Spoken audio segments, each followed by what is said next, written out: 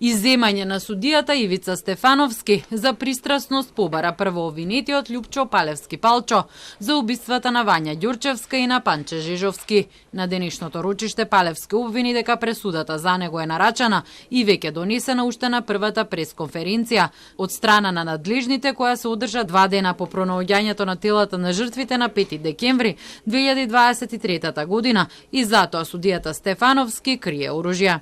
За предмет за двојно убиство потрошив 5 рочишта за да дојдеме до констатација дека Ојо заборави да провери поседување на оружје, а судијата го спречи барањето на оружјето. Судијата одговори дека судот донел решение дека барањето за изземање се одбива и дека против тоа решение не е дозволена жалба.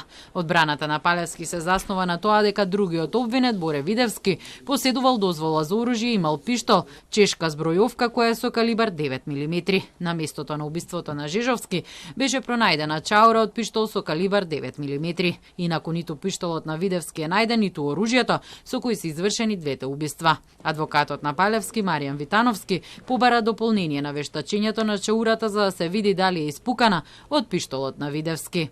Вештото лице да изврши проверка на оваа чаура со базата на податоци на МВР. Дали оваа чаура потекнува од оружје од базата на МВР, конкретно од пиштолот на Боре Видевски.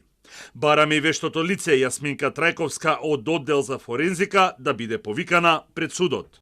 На денешното ручиште како доказ не беше изведена и снимката од Халк банка која бараше одбраната на Палевски со цел да докаже дека на денот на убиството на девојчето тој уплаќал пари, бидејќи се уште не е обезбедена. На уплатницата на претходното ручиште беше наведено дека е направена во 11 часот и 44 минути, а Реното Кангу според обвинителството кое е управувано од Палевски е забележано на Сейф Сити во 10 часот откако е извршено убиството, како се враќа во седиштето на политичката партија Десна. Не беше изведена и снимката, за која, како што тврди одбраната на Палевски, покажува дека возилото Рено Кангу било во Скопје, а не во Велес, ноќта на 21 кон 22 ноември кога е убиен Жижовски. Но на едно од претходните ручишта беа прикажани видеоснимки од домот на обвинетиот Велибор Манев, како таа ноќ во неговиот двор се паркира Реното Кангу и сите четворица обвинети таму имаат средба.